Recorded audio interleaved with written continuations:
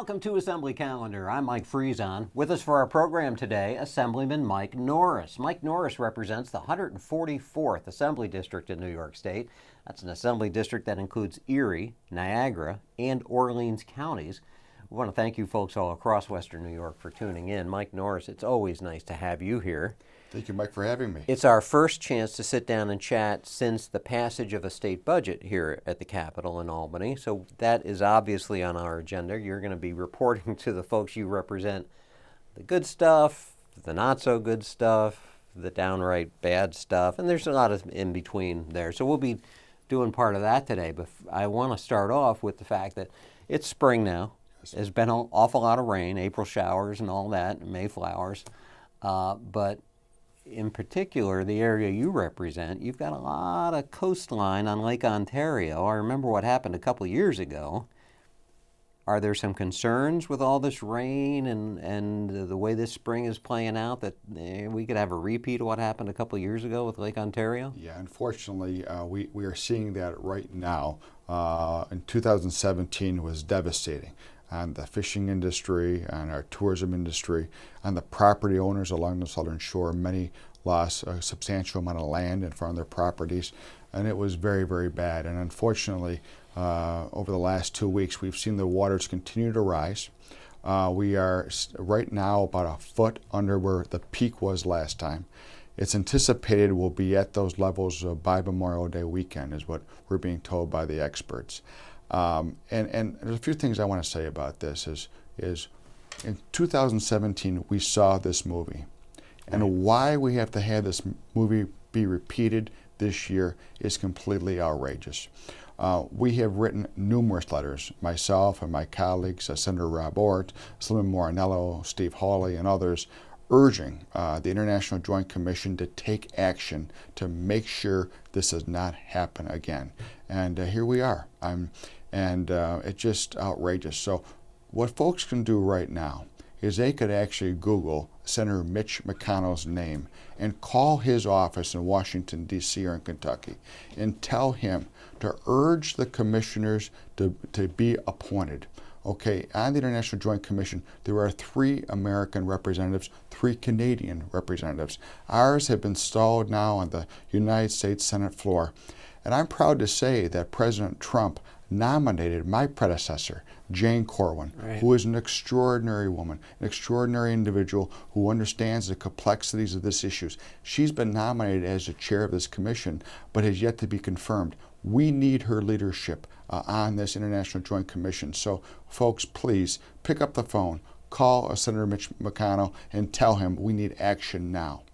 Secondly, I want to thank Governor Andrew Cuomo, who last Wednesday was up in Auckland and saw firsthand the devastation that's starting to occur, meeting with our officials there, elected officials, also our first responders, Jonathan Schultz, who's the Director of Operations for Emergency Services in Niagara County. He met with all of these folks and in the Auckland Harbor.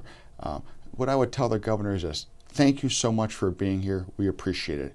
Thank you for sending all the sandbags and the pumps. We need it. But we also need that Auckland break wall, which I know is going to cost about $10 million to $15 million now. But this harbor is so important. He saw it firsthand. I'm hopeful that with his administration, we can see action on that. And also, 2 years ago, the state legislature passed, the governor signed a bill for $90 million in flood relief. But over the last couple years, my office has been flooded with phone calls of individuals who actually applied through the program. Almost all of them did get through the application process without being rejected. Yet those funds were being held up by the state agencies. And quite frankly, this is unacceptable. I voted 2 years ago to allocate these funds. So, Governor, the last thing I would tell you is please urge your commissioners and the agencies to release these dollars so the property owners can do what they are able to do to get those that break walls and those rocks fortified in front of their properties. The break wall, you said it would be $10 to $15 million. Now that's a lot of money. Yep. It's a lot of money. But in Albany speak, you just passed a budget of $175 billion.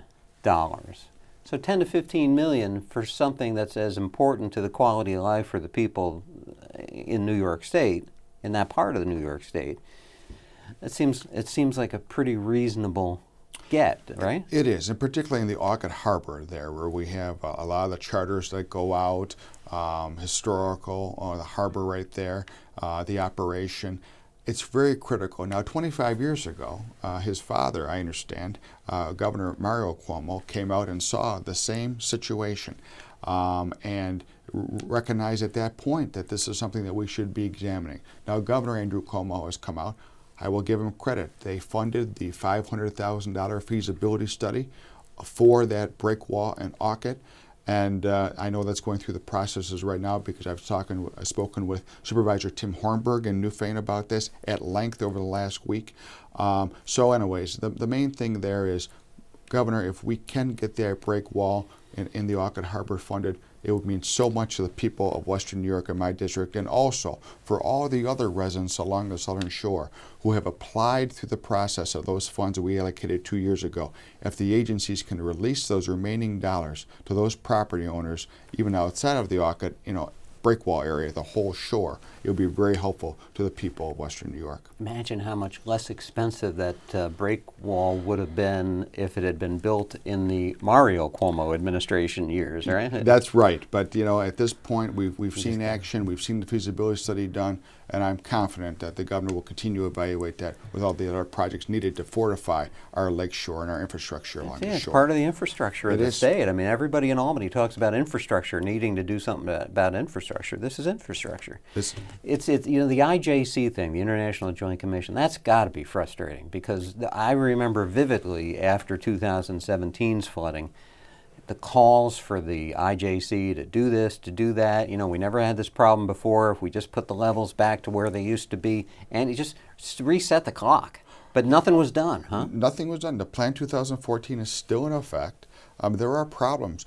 We knew this in 2012 before the plan was adopted. Yeah. Predecessors of mine before spoke out against this plan, and we knew the impact it was going to have on the Southern Shore. Well, it happened in 17, it's happening in 19, and we need action. And the first thing we need are to have these commissioners confirmed by the United States Senate to make sure that they can begin the work of turning these terrible things around. So we don't send you to the federal government too often, folks, but Mitch McConnell is the guy that Mike Norris says you should be calling and letting him know that those members need to be appointed. And let's put Jane Corwin, let's get her confirmed and in charge of the thing. She'll fix things up. We know Jane Corwin. There's no doubt about it. If anyone can, Jane Corwin can.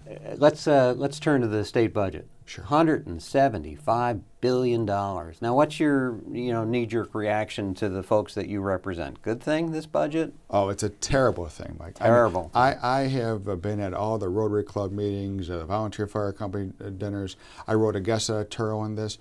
I voted against every single budget bill. Now, for the folks at home who may not know, there's actually 10 budget bills ranging in different departments and so on and so forth. I voted against every one. Taxes in New York State are out of control, completely out of control. We have to stop this tax and spend mentality. And the worst part about this is the focus was on downstate in New York City. The governor now is obviously from the New York City area, so is the Speaker of the Assembly, so is the President of the Senate. And the majorities are from both down there. Upstate has been shortchanged. There's nothing more I can make it any nicer than that. I also want to say that the extreme winter recovery money, we're going through spring. I drove around my district over the last week. The potholes are outrageous. What did the governor and legislative leaders end up doing? Taking out of the final budget $65 million, which is for upstate communities. Reshifting AIM funds around, which is additional aid to local municipalities. They shifted it around so now that it won't come out of the state sales tax portion of the sales tax, but out of the county portion. So just now a shift back to the counties, which is local municipalities. Also our libraries and our capital funding in libraries, $20 million cut. And folks, Medicaid spending is at about $74 billion.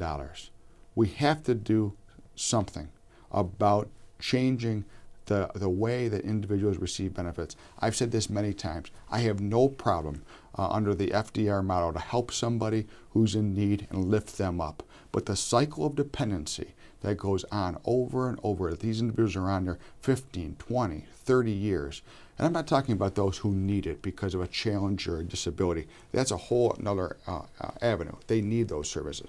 I'm talking about just regular folks who are able to go and work and get a good paying job and do that. This cycle has got to stop. One more thing I just want to mention about that. I'm very proud to sponsor legislation with Assemblyman Hawley, which would require drug testing for Medicaid recipients. I think it's only reasonable that if you're going to receive social services, that you're also drug tested in the city of New York. All right, time's getting away from us. I've got a lot to accomplish here in the last few minutes. One thing I noticed is that if you are a homeowner in New York State and if you have been part of the STAR program, the school tax exemptions that show up on your property tax bills, something's going to change in that as a result of the state budget, and people are going to need to know they need to be proactive, right? Yes. Now, like I explained earlier, I voted against the entire budget. I voted against these STAR changes because I don't think it's good for the property tax owners, homeowners in New York State. But the fact of the matter is it's law now. So if you have owned your house before 2015, which most people have, you receive a straight exemption from your school property tax bill. You really don't have to do anything for it, okay? What will happen now if you decide to keep that exemption without taking any action? It will remain zero now going forward. So for the next decade or until the state legislature change it, you will not see any change in the savings that you could recoup. Though your property taxes will probably go up by about 2% every year in the schools. Now, what you can do is you can actually call your city or town assessor, and you can ask to apply for the income income tax credit. It's a credit, and what you need to do is they will walk you through the process. You will first renounce that exemption, then secondly, you will make application by the internet for this income tax credit. Now, what that will do is you will be able to continue to recoup the savings over a period of time. So if those taxes go up by 2% next year or the following year, you'll be able to get that increase because you switch to the income credit. The only downside about that is that you will have to pay your taxes up front, and then you get a check on the back end. So there's always a catch to these things, but I still believe it's in your best interest to apply for the income credit, STAR credit. And you do that by reaching out to your local city assessor. They will walk you through all the details in much more detail. My word, is that complicated? It's very complicated. Contact your assessor, folks, because they'll guide you right. They are excellent, and particularly the ones in my district. I know all of them. They are very helpful. They will be there to serve you, and I appreciate, again, this is another burden on municipalities, which I'm not happy about, but those assessors do a great job. Contact them, please, to walk you through this. It's a burden on homeowners, too, frankly, to have to jump through the no hoops doubt about that. You know, it was all taken care of before. We got a minute left. He's got a contest that he wants to make sure all the high school students in the area knows about, and I'm going to ask my director while we're talking about it to put up the information for Mr. Norris's district office so people know how to get more information about it. Tell us about the contest. You know, Memorial Day is a very solemn day. Freedom certainly is not free, and we know this. Many individuals, unfortunately, have died as a result of protecting our freedom. So I thought it would be very important to bring some more light to this with our high school seniors. We're going to have a poster contest, high school students from the grades 9 through 12, and I encourage them to please, create some sort of artwork. We have it on our website, on our Facebook page. You can contact my district office. The deadline is May 13th, so please put your submissions in, and hopefully you'll win with the best poster. You did it right. You got it all in right at the deadline. Good job, Mike Norris. Thank you. You saw the office information in Williamsville. Call the office. Do it on Facebook. You can find out all the information. Mike Norris, thanks for joining us. Thank you, folks, too. We'll hope to see you soon for our next edition of Assembly Calendar.